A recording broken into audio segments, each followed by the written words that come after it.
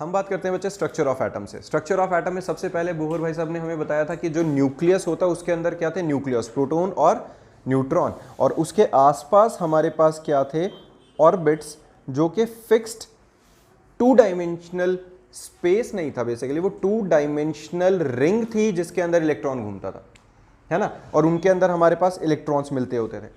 फिर बाद में मॉडर्न क्वांटम थ्योरी ने हमें क्या बताया था कि ये कंसेप्ट पूरे तरीके से ठीक नहीं है, हेसेनबर्ग अनसर्टेनिटी प्रिंसिपल को ये जस्टिफाई नहीं कर रहा था और वेव नेचर को ये जस्टिफाई नहीं कर रहा था। उसके बेसिस पे modern quantum mechanical model of atom मिला था हमें, और वो जो quantum mechanical model of atom है उसके अकॉर्डिंगली ऑर्बिट्स का कंसेप्ट हट के ऑर्बिटल आ गए थे, ऑर्बिट्स का कंसेप्ट हटकर ऑर्बिटल आ गए थे। अब हम ये नहीं पढ़ेंगे कि कुछ ऑर्बिट होता है, ऑर्बिट हट गया, ऑर्बिटल आ गया। ऑर्बिटल बेसिकली क्या होते हैं, जैसे हमने ऑर्बिट्स की बात करी, ऑर्बिट्स क्या थे बेटा, ऑर्बिट्स थे टू डायमेंशनल रिंग जिसके अंदर इलेक्ट्रॉन घूम रहा था।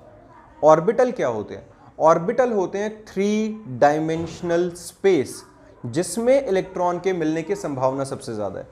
जैसे कि ऑर्बिट क्या था हमारा, जैसे कड़ा होता है या रिंग होती है जिसके अंदर इलेक्ट्रॉन हो, ठीक है, तो ऑर्बिटल के अंदर क्या होगा, ऑर्बिट्स के अंदर एक टू डायमेंशनल रिंग थी जिसके अंदर इलेक्ट्रॉन घूम रहा था। ऑर्बिटल एक थ्री डायमेंशनल स्पेस है जहां पे इलेक्ट्रॉन के मिलने की संभावना सबसे ज्यादा थी।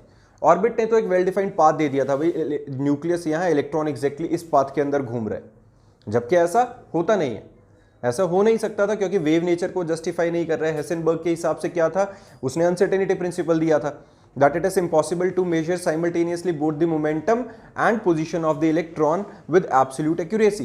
इसका मतलब हम पोजीशन तो एग्जैक्ट जस्टिफाई कर ही नहीं सकते थे। तो इन सब के बेसिस पे क्या बताया गया, जो स्कॉन्डियर था उसने मिला जुला कर हमारे को एक इक्वेशन दी थी जिसके अकॉर्डिंगली हमें ज़ाई स्क्वायर की वैल्यू के हिसाब से प्रोबेबिलिटी डिस्ट्रीब्यूशन कर्व्स मिले थे। प्रोबेबिलिटी डिस्ट्रीब्यूशन क्या था, बेसिकली एक ऐसी वैल्यू कि अगर हम न्यूक्लियस से दूर जाते जाएं तो दूर जाते हुए कहां कहां पर इलेक्ट्रॉन के पाए जाने की प्रोबेबिलिटी सबसे ज्यादा होगी। तो हम ये नहीं बोल रहे कि इलेक्ट्रॉन वहां मिल रहा है, हम कह रहे हैं it is just a space around a nucleus where the probability of finding the electron is maximum and that space is known as orbital.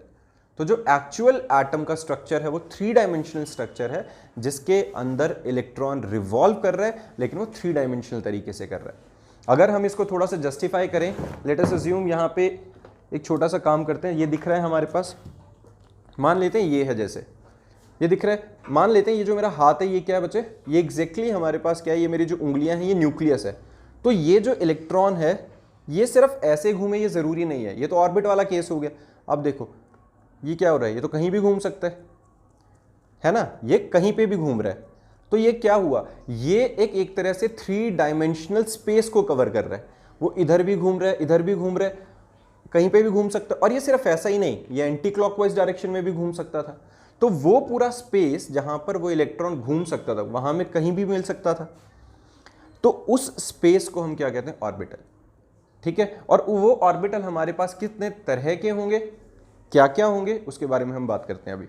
Orbitals की सबसे पहले जब हम बात करते हैं, ऑर्बिटल हमारे पास बेसिकली चार तरह के होंगे, S orbital, P orbital, D orbital and F orbital. ये जो हमारे पास एस, पी और डी और एफ ऑर्बिटल है, इनके शेप्स अलग अलग होंगे। कैसे होंगे वो हम अभी डिस्कस करेंगे। इससे पहले यहाँ ऑर्बिटल्स के शेप्स पे बात करने से पहले हम एक बार क्वांटम नंबर्स पे चलते हैं। अब जहां से हमने शुरू किया था ऑर्बिटल्स हमें पता चल गया था, लेकिन अल्टीमेटली ऑर्बिटल्स भी ऑर्बिट्स की तरह ही न्यूक्लियस से जो हमारे इलेक्ट्रॉन्स का डिस्टेंस है उसके बारे में बात कर रहा था। जो हमारा न्यूक्लियस से जो डिस्टेंस, अब जैसे मैंने यहाँ पे तुम्हारे को ये बॉल रोटेट करके दिखाई थी अपने हाथ में, अब ये यहाँ से भी मैं पकड़ सकता था, मैं इतनी भी पकड़ सकता था, मैं इस हिसाब से भी पकड़ सकता था, रेडियस चेंज होता जा रहा है और उस हिसाब से हमारे पास जो एवरेज डिस्टेंस है इलेक्ट्रॉन का न्यूक्लियस से वो चेंज होता जा रहा है, वैसे ही ऑर्बिट में होता था। तो ये जो डिस्टेंस होता है ये कहां से हमें मिला था, ये मिला था by the conservation of angular momentum. इन्होंने क्या कहा था कि जो एंगुलर मोमेंटम का रिलेशन होता है वो इस तरीके से होगा उस स्पेसिफिक ऑर्बिट के अंदर, that should be integral multiple of h/4 पाई, ऐसा कुछ था, है ना। और इसके अकॉर्डिंगली हमारा रेडियस डिसाइड होता है कि भाई जो n होगा, n क्या होगा हमारा, जो भी हमारे पास ऑर्बिटल की वैल्यू होगी वो इस तरीके से डिसाइड होगी कि वो जो r वो mvr है वो इंटीग्रल मल्टीपल निकलेगा h/4 पाएगा। क्लियर है। चलो इसके बेसिस पे हमें कुछ डिस्टेंसेस मिल गए थे। उसके बाद हमने क्या करा, अब हमें जो डिस्टेंस ये मिल रहा था ये एक ऑर्बिट का हो गया। इन डिस्टेंस को अगर हम शेल्स की तरह या ऑर्बिट्स की तरह ही ट्रीट करें तो इनका हम क्या नाम रख लेते हैं, K L M N O P and etcetera. ठीक है, ये जो हमारे के एल एम एन है ये तो हमने ऑर्बिट्स का भी नाम रखा था। सेम ऑर्बिटल में भी ये वही चीज बता रहे हैं। ये क्या बता रहे हैं, they are giving the approx idea of the average distance of an electron from the nucleus. ये बात समझ में आ गई है। इस एवरेज डिस्टेंस को रिप्रेजेंट करते हैं प्रिंसिपल क्वांटम नंबर से। अब ये क्वांटम नंबर क्या है, बेसिकली क्वांटम नंबर 4 तरह के हैं हमारे पास। क्वांटम नंबर्स क्या होते हैं, क्वांटम नंबर एक ऐसी वैल्यूज हैं जो कि एक एटम के अंदर इलेक्ट्रॉन्स का पूरा लेखा जोखा बताएगा, उसके सारे कैरेक्टरिस्टिक्स को जस्टिफाई करेगा।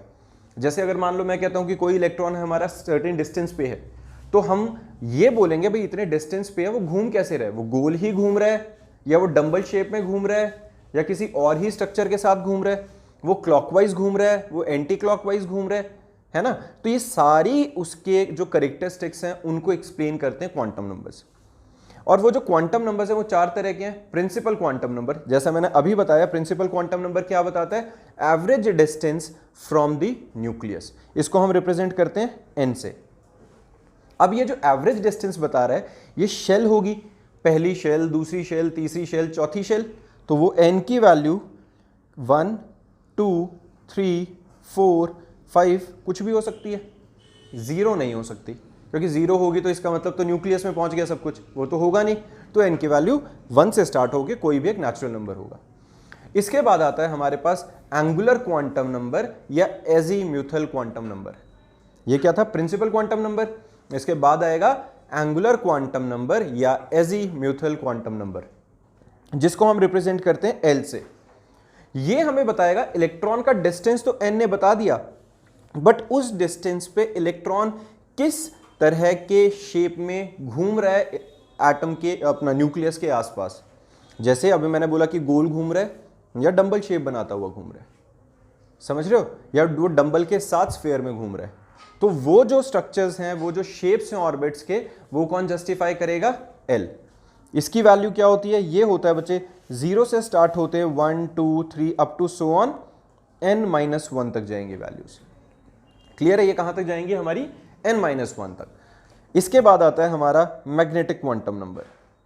मैग्नेटिक क्वांटम नंबर हमको बताता है कि जैसे अगर मान लो अब हमने ये पता चल गया कि वो ऑर्बिट किस तरीके से था, जो भी जैसे मैंने स्टार्टिंग में कहा कि 4 तरह के ऑर्बिटल्स हैं हमारे sp-df, और वो sp-df के बारे में कौन बता रहा था, एंगुलर क्वांटम नंबर, कि वो इलेक्ट्रॉन किस तरीके से रोटेट कर रहा है। तो वो ऑर्बिटल का शेप या ऑर्बिटल के बारे में अगर हमें पता चल जाता है, हमें इलेक्ट्रॉन के रोटेशन समझ में आ जाती है कि किस तरीके से न्यूक्लियस के आसपास वो घूम रहा था। अब हम बात कर रहे हैं कि उस ऑर्बिटल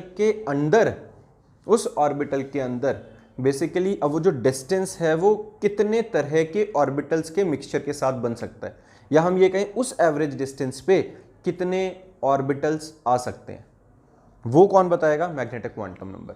इसको मैं और जस्टिफाई करूंगा, अभी बताता हूं। जैसे m की वैल्यू क्या आएगी, -L से शुरू होकर 0 तक पहुंचते हुए +L तक। क्लियर है। इसके बाद आता है स्पिन क्वांटम नंबर, जो कि क्लॉकवाइज और एंटी क्लॉकवाइज रोटेशन को बताएगा। इसको हम क्लॉकवाइज के लिए +½ और एंटी क्लॉकवाइज के लिए -½ लिख देंगे। क्लियर है। अब इन्हीं 4 क्वांटम नंबर्स के बारे में ज्यादा बात करेंगे और इन्हीं को थोड़ा सा मैं एक्सप्लेन करके बताता हूं। शुरू करते हैं पहले वाले से। मान लो हमारे पास, सबसे पहले एक काम करते हैं, कुछ एग्जाम्पल अपना क्रिएट करने से पहले कुछ मीनिंग याद रखना आप। जैसे जब मैंने हमारे पास n की वैल्यू की बात करी, n की वैल्यू 1 थी, 2 थी, 3 4, इसका मतलब क्या बता रहा है ये, KLMN शेल। ये हमें क्या बता रहा है, KLMN शेल, मतलब एवरेज डिस्टेंस फ्रॉम न्यूक्लियस। यहाँ 1 का मतलब ये नहीं है कि 1 सेंटीमीटर है, 2 का मतलब ये नहीं है 2 सेंटीमीटर है, ये सिर्फ हमने नाम रख दिए हैं, पहली शेल, दूसरी शेल, तीसरी शेल, चौथी शेल, 5वीं शेल। ठीक है, जो 3 डायमेंशनल ऑर्बिट है उनके सिर्फ नाम है ये। तो ये हमारे को सिर्फ एवरेज डिस्टेंस का आइडिया देने की कौन सी शेल में है। अब जब हम बात करते हैं एल की वैल्यूज क्या आ रही थी, 0 1 2 3 up to so on n-1 तक आ सकती हैं, है ना, n के ऊपर डिपेंड करेंगी। तो यहाँ जीरो का मतलब जीरो नहीं है, जीरो का मतलब है कि ये रिप्रेजेंट करता है s ऑर्बिटल को। l की वैल्यू अगर जीरो होगी इसका मतलब वो s ऑर्बिटल को रिप्रेजेंट कर रहा है। l की वैल्यू अगर 1 होगी इसका मतलब वो p को रिप्रेजेंट कर रहा है। l की वैल्यू अगर 2 होगी तो वो d को रिप्रेजेंट कर रहा है, और l की वैल्यू अगर 3 होगी तो वो f ऑर्बिटल को रिप्रेजेंट कर रहा है। तो l की वैल्यू 0, 1, 2, 3 ये न्यूमेरिकल वैल्यूज जो लिखी हैं, 3 का मतलब 3 नहीं है, 3 का मतलब f ऑर्बिटल है। l की वैल्यू अगर वहां 2 लिखी है तो 2 का मतलब कोई दो वैल्यूज नहीं है, 2 का मतलब है कि वो d ऑर्बिटल की बात कर रहा है। क्लियर है? अब आते हैं मैग्नेटिक के बारे में। मैग्नेटिक की वैल्यू क्या आती है? -l से शुरू होते हुए +l तक, -l से शुरू होते हुए +l तक। जैसे कि हाँ जी, n की वैल्यू 5 होती है तो n की वैल्यू अगर जो 5 होगी तो 5 के accordingly s p d f g आ जाएगा, s p d f g orbital आ जाएगा। लेकिन g ऑर्बिटल की हमें जरूरत ही नहीं पड़ रही है, क्यों? हमारे पीरियोडिक टेबल में टोटल 118 एलिमेंट है, और 118 के 118 एलिमेंट्स इन 4 ऑर्बिटल्स के अंदर अपना काम चला चुके हैं। हमारी जो n की वैल्यू है मैक्सिमम 7 तक जाती है, लेकिन वो ऑर्बिटल में s p d f 7d पे भी हम कभी नहीं पहुंच पाते, 7s पे आके बात खत्म हो जाती है हमारी। क्लियर है? इसको अभी और आगे मैं जब बताऊंगा तो क्लियर हो जाएगा। समझो जरा, मैग्नेटिक क्वांटम नंबर की वैल्यू हमारी कहां से कहां तक जा रही थी? -l से +l तक, -l से शुरू होते हुए 0 तक आते हुए +l तक। अब मैं इसका एक एग्जांपल ले लेता हूं, उससे शायद तुम्हें थोड़ा ज्यादा क्लियर रहेगा। जैसे कि n की वैल्यू, हम एक काम करते हैं, इसी का एग्जाम्पल लेते हैं। मैं n की वैल्यू 1 से शुरू कर देता हूं। अब मैग्नेटिक क्वांटम नंबर में भी जो -l से +l तक की वैल्यूज हैं, ये वैल्यूज क्या बताएंगी वो मैं अभी बताने वाला हूं तुम्हें। पहले n की वैल्यू 1 से शुरू करते हैं। जब बच्चे n की वैल्यू 1 थी, इसका मतलब k शेल, l की वैल्यू क्या आएगी? अगर n की वैल्यू 1 है तो हमारे पास l की वैल्यू क्या होगी? 0, है ना? कोई अब जब हमने n की वैल्यू 1 ली तो l की वैल्यू क्या आ सकती है बच्चे? l की वैल्यू n-1 तक चलेगी, n-1 यानी कि 0, और 1-1 तो फिर 0, ये और कुछ आ ही नहीं सकता इसमें, है ना? 0 से स्टार्ट होके n-1 थी, यानी कि सिर्फ एक वैल्यू आई। इस एक वैल्यू का मतलब क्या हुआ? इस एक वैल्यू का मतलब हो गया कि ये हमारे पास क्या है? s orbital. ये क्या है? s orbital. इसका मतलब हमें 1s मिल गया, 1s मिल गया। 1 ने क्या रिप्रेजेंट किया कि वो एवरेज डिस्टेंस कितना था न्यूक्लियस से। s ने क्या रिप्रेजेंट किया कि वो किस तरीके के ऑर्बिट में है उतने डिस्टेंस पर। अब उस डिस्टेंस में उस तरह के ऑर्बिट के एक्चुअल में ऑर्बिटल हैं कितने, ठीक है? अगर मैं कहीं ऑर्बिट यूज कर रहा हूं वो बेसिकली ऑर्बिटल ही है, ऑर्बिट वाला तो कंसेप्ट ही नहीं है, 3 डायमेंशनल स्पेस, ठीक है? तो उस डिस्टेंस पे जो हमारे पास जो ऑर्बिटल है उसके अंदर कितने तरह के ऑर्बिटल हो सकते हैं, अब देखो वो बताएगा मैग्नेटिक क्वांटम नंबर। m की वैल्यू क्या होती है? -l से +l तक। यहाँ तो 0 है तो 0 ही रहेगा। तो ये 0 क्या रिप्रेजेंट कर रहा है? इस 0 का मतलब 0 नहीं है, ये एक यूनिट रिप्रेजेंट करता है। एक वैल्यू है ना, कोई एक वैल्यू है। 0 का मतलब कोई एक वैल्यू, एक यूनिट है वो। तो यानी कि यहाँ पर s के लिए सिर्फ एक ऑर्बिटल बनेगा, और एक ऑर्बिटल में मैक्सिमम इलेक्ट्रॉन्स कितने आ सकते हैं? 2। किसी भी ऑर्बिटल में मैक्सिमम इलेक्ट्रॉन्स कितने हो सकते हैं? 2। तो इसके अंदर एक क्लॉकवाइज और एक एंटी क्लॉकवाइज। तो हम इसकी इलेक्ट्रॉनिक कॉन्फ़िगरेशन कैसे लिखेंगे? 1s2। स्पिन क्वांटम नंबर क्या आएगा? ±12, एक क्लॉकवाइज के लिए और एक एंटी क्लॉकवाइज के लिए।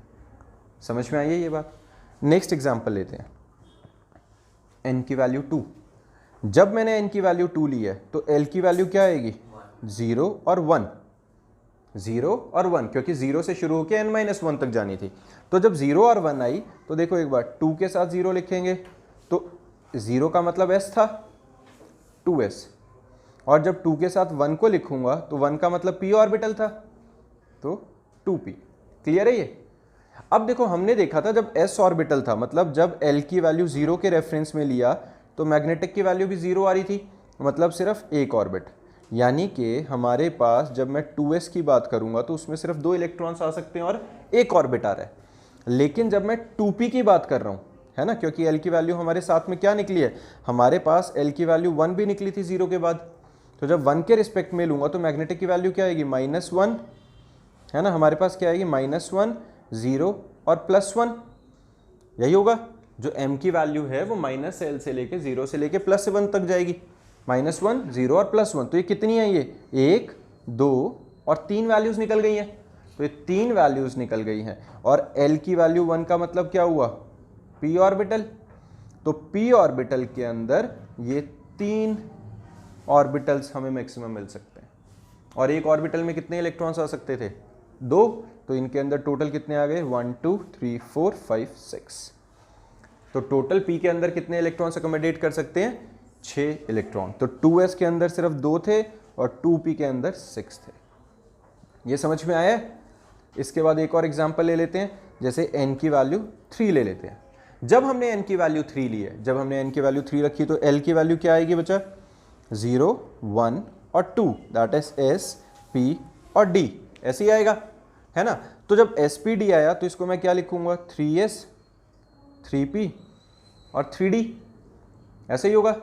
अब जो 3s है, 3s से हमें क्या पता चला था, जब हमने m की वैल्यू निकाली तो 0 आ रही थी s के लिए, तो है ना।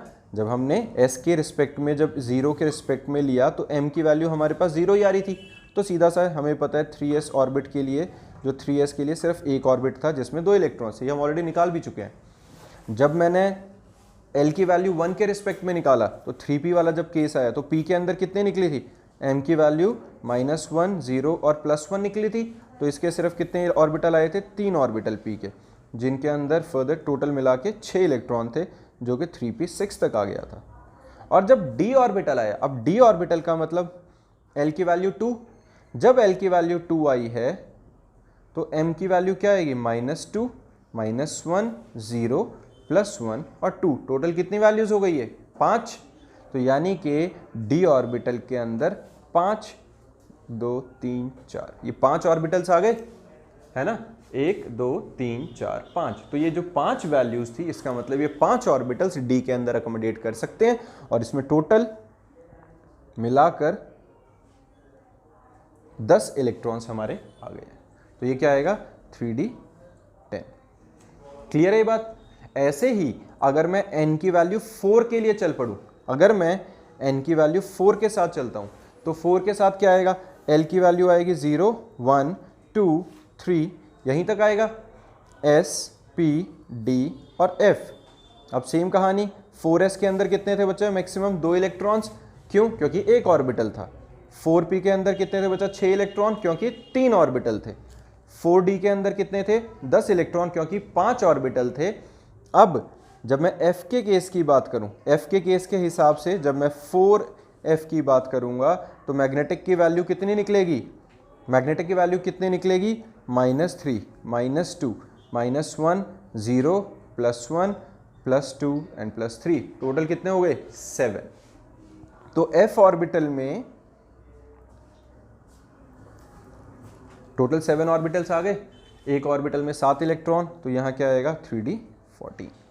ये बात समझ में आई है। मैक्सिमम हम ये जो 3d कह रहे हो, यहाँ 4d लिखना था, ये हमारे पास क्या निकल गया, 4d14। क्लियर है, ठीक है, हाँ सॉरी 4f14, एक मिनट रुको, ये कितना निकल गया हमारा, 4f14। f ऑर्बिटल है, f ऑर्बिटल के अंदर टोटल 7 थे, सबके अंदर अगर 2-2 इलेक्ट्रॉन फिल होंगे तो टोटल हमारे पास 14 इलेक्ट्रॉन इसके अंदर आ सकते हैं। ये कंसेप्ट समझ में आया कि ये जो ऑर्बिटल्स हैं, ये बेसिकली जो हमारे क्वांटम नंबर्स हैं, ये हमें रिप्रेजेंट क्या कर रहे हैं। अब हम स्टार्ट करते हैं बच्चा electronic configuration. Basically electronic configuration का मतलब क्या होता है, इलेक्ट्रॉन्स किस तरीके से भरे जाते हैं।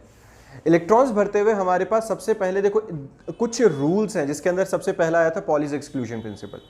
पॉली एक्सक्लूजन प्रिंसिपल के अकॉर्डिंगली क्या था, पॉली भाई साहब ने बोला था no two electrons in an orbit can have all the 4 same quantum number. कभी भी दुनिया में एक ऑर्बिटल के अंदर 2 इलेक्ट्रॉन्स ऐसे नहीं होंगे जिनके चारों क्वांटम नंबर सेम होंगे, तभी हम उनके स्पिन ऐसे भरते हैं, एक क्लॉकवाइज और एक एंटी क्लॉकवाइज, ताकि वो स्पिन क्वांटम नंबर डिफरेंट रहे।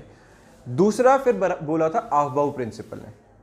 आहबाउ प्रिंसिपल ने क्या बोला था, उसके अकॉर्डिंगली था that electrons are filled in the orbital from the lowest energy shell in the increasing order, starting from the lowest energy shell and then goes into the increasing order। तो मतलब सबसे कम energy से शुरू होके ऊपर ऊपर बढ़ते हुए एनर्जी के हिसाब से हम भरते जाएंगे, जैसा हमने ऑर्बिट्स के अंदर भी किया था। सेम हमने यही किया था ऑर्बिट्स में भी।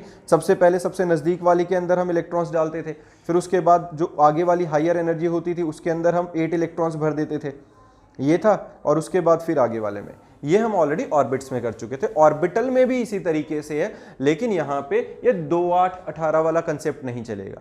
यहाँ पे क्या है हमारे पास, जिस टाइम पे हम डिस्टेंस की बात कर रहे हैं, क्योंकि अब हमारे पास सिर्फ एक सिंपल ऑर्बिट नहीं है, ऑर्बिट है, ऑर्बिटल जो हमारे पास ऑर्बिट है, ऑर्बिट की जगह ऑर्बिटल है, और उस ऑर्बिटल के अंदर भी टाइप्स हैं। जैसे अगर हमने डिस्टेंस की बात करी थी, अब समझना इस चीज़ को, हमने कहा ये मेरा न्यूक्लियस था, मान लो इस न्यूक्लियस के पास में ये एक डिस्टेंस है, मान लेते हैं यहाँ पे ये जो डिस्टेंस है ये n की वैल्यू 2 के हिसाब से रिप्रेजेंट कर रहा है, के एल शेल है ना, के एल एम एन ओ में जो एल शेल है हमारी ऐसी। तो यहाँ पर हमें पता है जब n की वैल्यू 2 है तो ये 2s और 2p दोनों हो सकते हैं। 2s और 2p होने का मतलब क्या हुआ कि जो यहाँ पर इलेक्ट्रॉन है वो इलेक्ट्रॉन एग्जैक्टली ऐसे घूम सकता है इसके अंदर, किसी भी तरीके से इलेक्ट्रॉन एग्जैक्टली ऐसे कहीं भी घूम सकता है, क्लियर है। या फिर हाँ जी एक मिनट रुक, तो हमारे पास जो इलेक्ट्रॉन्स हैं वो एग्जैक्टली इस तरीके से घूम सकते हैं कहीं पे भी, जो स्फेरिकल शेल में, साथ में ही वो इलेक्ट्रॉन्स ऐसे भी घूम सकते हैं। ये क्या है, ये पी ऑर्बिटल की तरीके से, ये क्या बन रहा है, ये डम्बल शेप बन रहा है, एग्जैक्टली कैसा, ऐसा कुछ। और हमने देखा था जो पी ऑर्बिटल है उसके 3 ऑर्बिटल्स आए थे, 3 ऑर्बिटल्स आए थे ना पी के अंदर। तो वो आता है, एक आता है जो पी एक्स के अलॉन्ग आ जाता है, एक आता है जो पी वाई के अलॉन्ग आ जाता है, और एक आता है जो पी जेड के अलॉन्ग आ जाता है। तो ये पी एक्स, पी वाई और पी जेड है, लेकिन इनका जो न्यूक्लियस से डिस्टेंस है वो चेंज नहीं हो रहा है, डिस्टेंस उतना ही है, समझ रहे हो। तो ये जो पी एक्स, पी वाई और पी जेड है ये अप्रॉक्सीमेटली सेम एनर्जी लेवल पे है। तो 2s फिर 2p और इस तरीके से हमारे एनर्जी लेवल्स चेंज होंगे। जैसे पहले 1s वाले भरे जाएंगे क्योंकि वो सबसे नज़दीक वाला होगा, और 1s वाला तो सिर्फ गोल में ही होएगा, स्फेरिकल शेप में ही रहेगा, s ऑर्बिटल है, उसमें p ऑर्बिटल आता ही नहीं है। 2 के अंदर 2s और 2p आ रहा है, फिर 3 के अंदर 3s, 3p और 3d आता है। लेकिन इसके अंदर छोटे छोटे से कुछ एक्सेप्शंस आते हैं, एक्सेप्शंस वो जस्टिफिकेशन है उनकी। जो s ऑर्बिटल जब बड़ी शेल में चले जाते हैं तो वो कहीं कहीं पे कुछ ऐसा होता है कि उसमें इलेक्ट्रॉन्स पहले भरे जाते हैं। जैसा कि हमने बात करी है कि s के जो हमारे पास मतलब ऑर्बिटल्स हैं उनके शेप अलग अलग थे, मैंने बार बार बोल रहा हूँ, कोई डम्बल शेप्ड हो जाएगा, कोई स्फेरिकल शेप्ड हो जाएगा। तो ये कुछ उसके स्ट्रक्चर्स हैं, कुछ उसके शेप्स हैं 3 डायमेंशनल। ये दिख रहा है, ये s ऑर्बिटल को रिप्रेजेंट कर रहा है बच्चे। ये क्या है, ये एक फुटबॉल जैसा है, x axis, y axis, z axis हर तरफ से एक जैसा दिखेगा। ये हमारा क्या है, s ऑर्बिटल। इसके बाद हमारे पास ये आता है p ऑर्बिटल। p ऑर्बिटल देखो बच्चा ऐसा होता है, ये क्या है, ये डम्बल शेप्ड है, क्लियर दिख रहा है, ये क्या है हमारा डम्बल शेप्ड है। और इसके अंदर भी हमने बात करी थी कि फर्दर 3 तरह के होते हैं, उसके बारे में अभी आगे डिटेल में बताऊंगा। ये होता है हमारा डी शेप्ड, ये दिख रहा है, ये डी ऑर्बिटल है, मतलब ये डी शेप्ड नहीं है, डी ऑर्बिटल है इसका, जो कि 3 डायमेंशन में इस तरीके का दिखता है। और ये है एफ ऑर्बिटल, जिसके अंदर इलेक्ट्रॉन, ये जो गोल गोल दिख रहा है तुम्हें, ये मेजर पार्ट्स हैं, ये बेसिकली इलेक्ट्रॉन क्लाउड है। यहाँ पर इलेक्ट्रॉन के मिलने की सबसे ज़्यादा प्रोबेबिलिटी है, जहाँ पर ये बैलून सा फूला हुआ होता है। अब इनके अंदर फर्दर क्या होते हैं, हमें पता है जो P वाले हैं वो यहाँ पे 3 तरह के होते हैं, PX, PY और PZ। S तो सिर्फ एक ही तरीके का था, स्फेरिकल शेप। P के लेकिन 3 ऑर्बिटल थे। वो कैसा है, ये देखो ज़रा, हमें दिख रहा है यहाँ पे, एक क्या है PX, जैसे यहाँ तुम देख सकते हो, ये एक ये हमारा क्या है, ये x एक्सेस के अलॉन्ग है PX, एक आ गया है हमारा y एक्सेस के अलॉन्ग और एक आ गया है z एक्सेस के अलॉन्ग। तो ये 3 हमारे पास PX, PY और PZ है। ऐसे ही हमारे पास जब हम D की बात करते हैं, D ऑर्बिटल में कितने टोटल 5 ऑर्बिटल थे। 5 के नाम क्या थे हमारे, DXY, DYZ, DZX, DX square minus Y square and DZ square.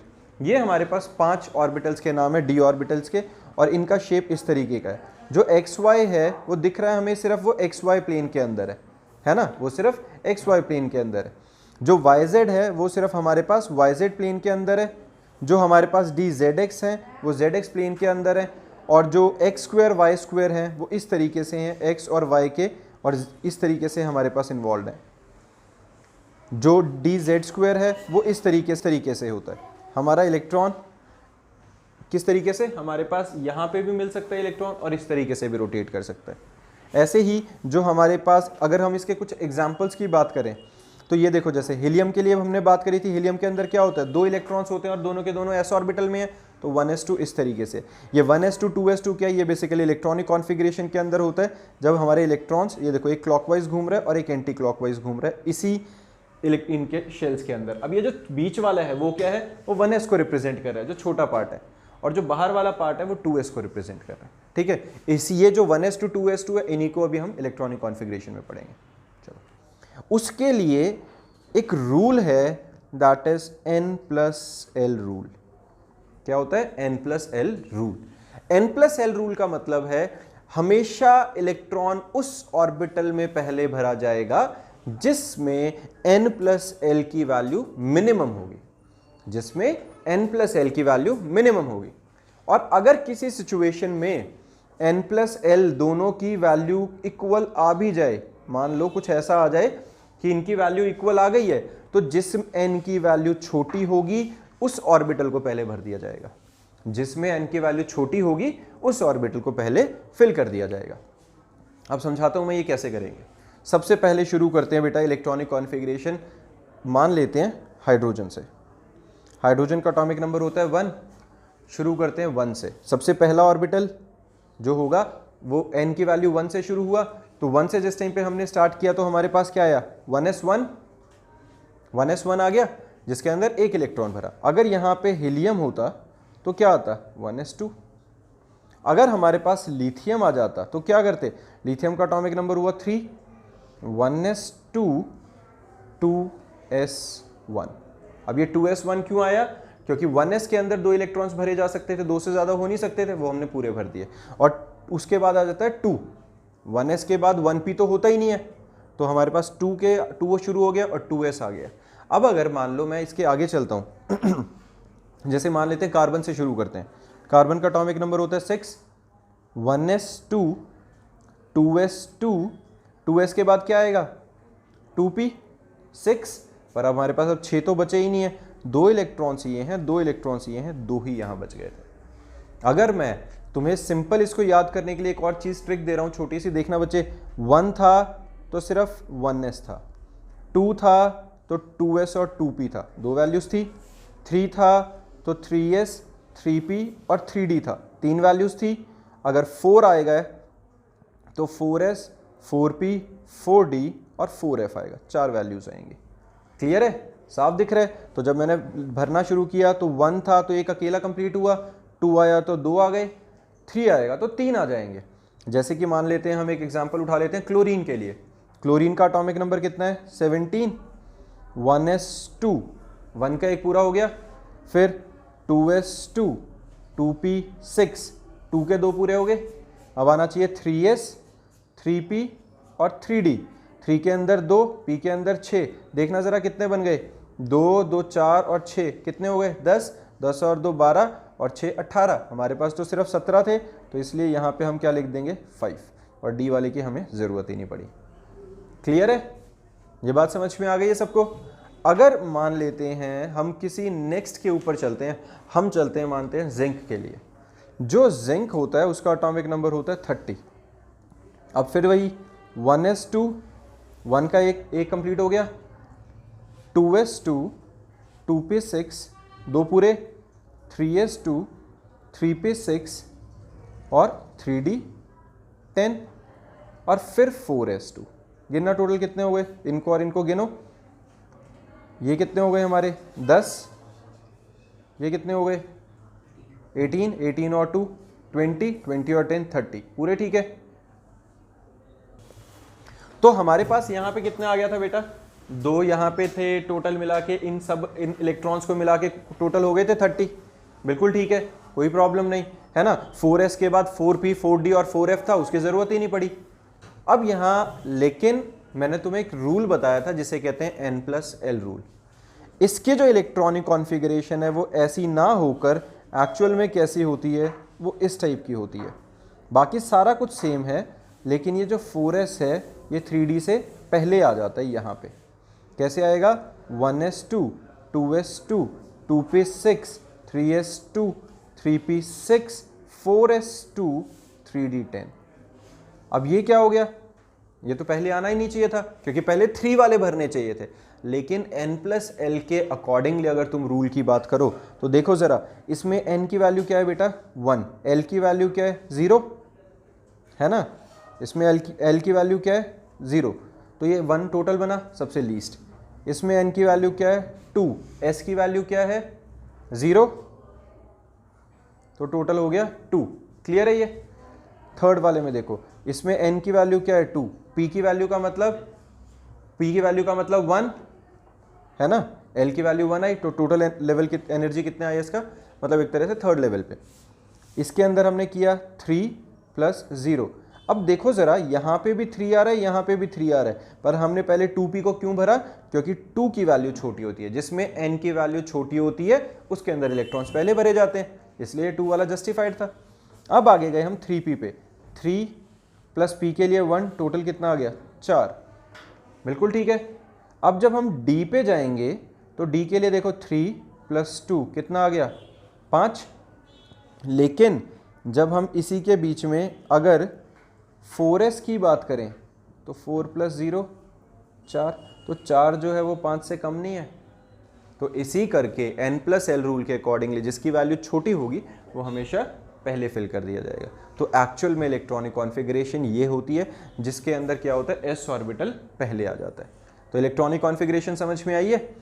और इसमें एक और चीज़ ध्यान रखना, अब ये जो इलेक्ट्रॉनिक कॉन्फ़िगरेशन है 1s2 2s2 2p, क्लियर है, तो ये हमारा n+l रूल के अकॉर्डिंगली हो गया। और इसको मैं अगर सिंपल सरल भाषा में याद करने के लिए कहूँ तो क्या तरीका है बेटा, ये ध्यान रखो, s वाले से पहले हमेशा d वाला आएगा। रीज़न क्या है उसका एक बार जस्टिफाई करता हूँ और फिर समझाता हूँ। जैसे ऐसे ही चलेगा, अब हमारे पास 4s2 आ गया, फिर 3d10 आ गया, अब 3d वाले तो ख़त्म हो गए क्योंकि पीछे 3s और 3p आ चुके थे, है ना, तो अब 4 वाले शुरू कंटिन्यू रहेंगे, 4p और 4d। अब 4d से पहले क्या आएगा 5s, कहानी क्यों, सेम वही n+l रूल। यहाँ n की वैल्यू क्या है 5, s की वैल्यू 0, यहाँ n की वैल्यू क्या है 4, d की वैल्यू का मतलब क्या हुआ spd, मतलब 0 1 और 2 + 2 दैट इज 6। तो दिख रहा है, तो हमेशा s वाला d वाले से पहले आएगा। तो हर बार क्या करोगे, जैसे 1s2 2s2 2p6 3s2 3p6, 3d से पहले 4s डल गया, ऐसे ही 4d से पहले 5s डलेगा, 5d से पहले 6s डल जाएगा। क्लियर है, ये हमारा n+l रूल था। इसके अंदर एक छोटी सी एक्सेप्शन और आती है जिसको हम कहते हैं एक्सेप्शनल इलेक्ट्रॉनिक कॉन्फ़िगरेशन। वो किस केस में आती है, जैसे हम मान लो इलेक्ट्रॉनिक कॉन्फ़िगरेशन लिखते हैं, हम बात करते हैं कॉपर की और क्रोमियम की, कॉपर की और क्रोमियम की। क्रोमियम का एटॉमिक नंबर कितना होता है, कितना होता है 24 होता है बेटा, 24। और कॉपर का कितना होता है 29। ठीक है, एक बार पॉज करना।